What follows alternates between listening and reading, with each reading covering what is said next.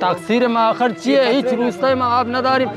یه ماه میشه آب نداری. قبلا بهتر بوده ولی حالا اصلا کلا آب نداریم. همه حوضای ما خالیه. این از 200 متر بیشتر از اینجا تا اونجا یه دینام زدیم. به نام خدا، به یاد خدا و برای خدا.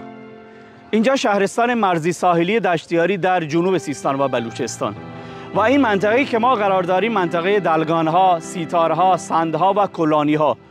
30 روستا بیش از 20,000 نفر جمعیت در این منطقه زندگی می‌کنند.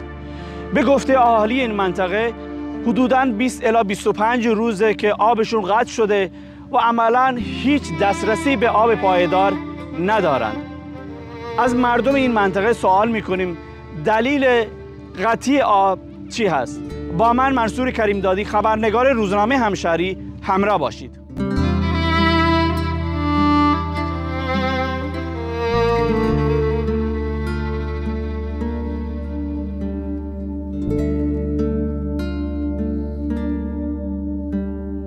تقریبا یک ماه میشه آب نیست. کل حوض انبارای روستا خالیه. همه مسئولی هم اطلاع دارن. همه مسئولی اطلاع دارن که آب نیست.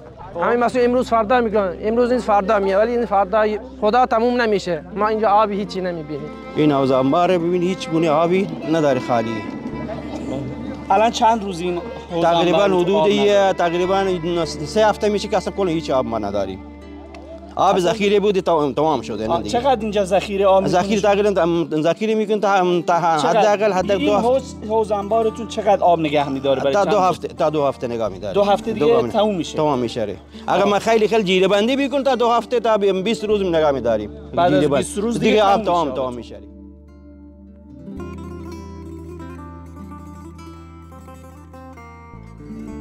آب از کجا تامین میکنید؟